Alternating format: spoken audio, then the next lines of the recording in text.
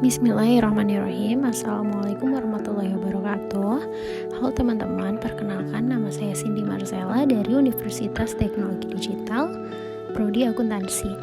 Di sini saya akan memenuhi tugas evaluasi tengah semester Pendidikan Agama Islam, dan di sini saya juga akan menjelaskan tentang Ta'rifatul Insan atau pengenalan manusia.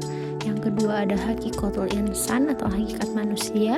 Yang ketiga ada Taqwatul Insan atau potensi manusia. Dan yang keempat ada Nafsul Injani atau jiwa manusia. Yang pertama Ma'rifatul Insan, Ta'rifatul Insan atau pengenalan manusia. Ini merupakan bagian materinya. Kita langsung ke pengertian. Ma'rifatul Insan mempunyai dua kata, yaitu ma'rifat dan insan. Ma'rifat berarti mengenal, sedangkan insan berarti manusia atau diri sendiri. Jadi, ma'rifatul insan adalah mengenali diri sendiri. Manusia berasal dari kata manu atau dari bahasa Sanskerta yang artinya berpikir, berakal budi atau makhluk yang berakal budi. Secara istilah, manusia merupakan sebuah konsep atau sebuah fakta, sebuah gagasan atau realitas, sebuah kelompok atau seorang individu. Unsur manusia yang pertama ada qalb atau hati.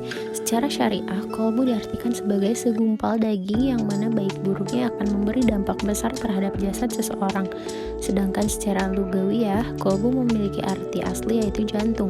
Sementara makna secara hakikiyah, qalbu adalah sebuah organ yang bersifat sir atau tidak berwujud. Namun ketika seorang tersebut melakukan sebuah kemaksiatan, maka akan muncul bercak-bercak hitam yang lama-kelamaan akan mengeraskan qalbu. Yang kedua ada akal. Dengan akal manusia bisa mendapatkan ilmu memahami ayat-ayat Allah baik yang kauniyah maupun kauliyah. Yang ketiga adalah jasad. Jasad sangat mudah dikenali karena ia dapat kita lihat dan kita raba. Tanpa jasad, tekad dan pengetahuan hanya akan menjadi impian dan teori yang kosong. Selanjutnya ada amanah. Yang pertama amanah al-ibadah atau ibadah. Yang kedua amanah al-khalifah atau kepemimpinan di muka bumi. Selanjutnya balasan. Mereka yang melakukan amal kebajikan akan memperoleh balasan kebaikan yang setimpal, bahkan pahala yang lebih baik dari apa yang telah mereka kerjakan. Sementara balasan bagi orang-orang yang ingkar kepada perintah-perintah Allah Ta'ala adalah azab yang keras yang setimpal dengan keingkarannya itu. Lanjut, bagian materi yang kedua adalah hakikatul insan atau hakikat manusia. Pengertiannya dalam KBBI atau Kamus Besar Bahasa Indonesia, hakikat memiliki dua arti antara lain. Yang pertama intisari atau dasar, contoh kata dia yang menanamkan hakikat ajaran Islam di hatiku. Dan yang kedua kenyataan yang sebenarnya atau sesungguhnya, contoh kata pada hakikatnya mereka orang-orang baik. Makhluk, menurut KBBI, makhluk adalah sesuatu yang dijadikan atau yang diciptakan oleh Tuhan seperti manusia, binatang, dan tumbuh-tumbuhan. Jenis-jenis makhluk terdiri dari 4. Yang pertama ada alal fitrah, berada di atas fitrah. Yang kedua lemah, yang ketiga bodoh, dan yang keempat fakir. Makhluk yang dimuliakan. Manusia adalah satu-satunya makhluk Allah yang dimuliakan oleh Allah dari makhluk yang lainnya, diantaranya dengan ditiupkan ruh, memiliki keistimewaan, dan ditundukkannya alam padanya. Kemudian makhluk yang dibebani. Manusia adalah makhluk yang mukallafun, dibebani tanggung jawab. Yang pertama ada ibadah dan yang kedua ada khilafah. Selanjutnya makhluk bebas memilih. Manusia adalah makhluk yang mukharrayun, diberi pilihan oleh Allah Ta'ala apakah memilih al-iman atau al-kufru sebagai firman Allah dalam Quran surat At-Taghabun ayat 2. Lanjut, materi yang ketiga ada taqwatul insan atau potensi manusia. Pengertiannya, menurut pandangan Islam, potensi manusia adalah suatu anugerah yang Allah berikan karena Allah menciptakan manusia dalam bentuk yang sangat sempurna dengan kemampuan. Maka dari itulah Allah membekali manusia dengan segenap potensi yang ada dalam dirinya. Al-mas'uliyah atau tanggung jawab. Tanggung jawab adalah kesadaran diri manusia terhadap semua tingkah laku dan perbuatan yang disengaja ataupun tidak disengaja. Yang pertama al-amanah. Quran surat Al-Hajj menjelaskan bahwa mereka yang diberi kekuasaan di muka bumi hendaknya melakukan hal-hal berikut ini. Yang pertama mendirikan sholat pada setiap waktu yang telah ditentukan sesuai dengan yang diperintahkan Allah. Yang kedua menunaikan zakat. Yang ketiga menyeru manusia berbuat ma'ruf dan mencegah perbuatan munkar. Yang kedua al-hianat. Mereka yang tidak mau menggunakan potensi dirinya untuk beribadah diumpamakan oleh Allah Ta'ala dengan berbagai perumpamaan yang hina. Yang pertama kal an'am, bagaikan binatang ternak. Yang Yang kedua, kal kolbi bagaikan anjing.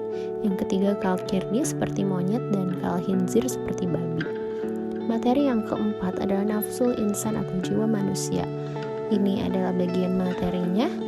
Definisi jiwa. Jiwa atau jiwa berasal dari bahasa Sanskerta yang artinya benih kehidupan. Jiwa dalam bahasa Arab dikenal dengan istilah nafs, merupakan suatu kata yang memiliki arti banyak sehingga harus dipahami sesuai dengan penggunaannya. Kata nafs dalam Al-Quran memiliki beberapa arti, yaitu sebagai berikut. Yang pertama, jiwa atau sesuatu yang memiliki eksistensi dan hakikat. Yang kedua, nyawa yang menyebabkan adanya kehidupan. Yang ketiga, suatu sifat pada manusia yang memiliki kecenderungan kepada kebaikan dan juga kejahatan. Yang keempat, sifat pada diri manusia yang berupa perasaan dan indera yang ditinggalkannya ketika ia tertidur. Tafsir Ibnu Katsir. Dalam tafsir Ibnu Katsir dijelaskan, demi jiwa serta penyempurnanya, yakni penciptanya yang sempurna lagi tegak pada fitrah yang lurus, selanjutnya dia mengarahkan kepada kekejian dan ketakwaan. Kata nafsu manusia, yang pertama ada nafsu mutmainah, adalah jiwa yang telah mendapatkan ketenangan, telah sanggup untuk menerima cahaya kebenaran sang ilahi, juga jiwa yang telah mampu menolak menikmati kemewahan dunia dan tidak bisa dipengaruhi oleh hal tersebut. Yang kedua, ada jiwa yang arruh, kolbu, azam, dan akalnya tarik-menarik dengan al-hawa atau syahwat, kecenderungan, hayalan, dan keinginannya. Dan yang terakhir adalah jiwa yang arruh atau kolbu, azam, dan akalnya dikendalikan oleh al-hawa atau syahwat, kecenderungan, hayalan, dan keinginannya. Maka jiwa yang seperti ini kecenderungannya adalah kepada asyahwat semata. Kondisi jiwa yang memiliki kecenderungan yang kuat kepada syahwat ini disebut an-nafsul ammaratu bisu'i, atau jiwa yang memerintahkan kepada kejelekan. Sekian yang dapat saya sampaikan. Mohon maaf apabila ada kesalahan. Wabillahi taufiq wal hidayah. Wassalamualaikum warahmatullahi wabarakatuh.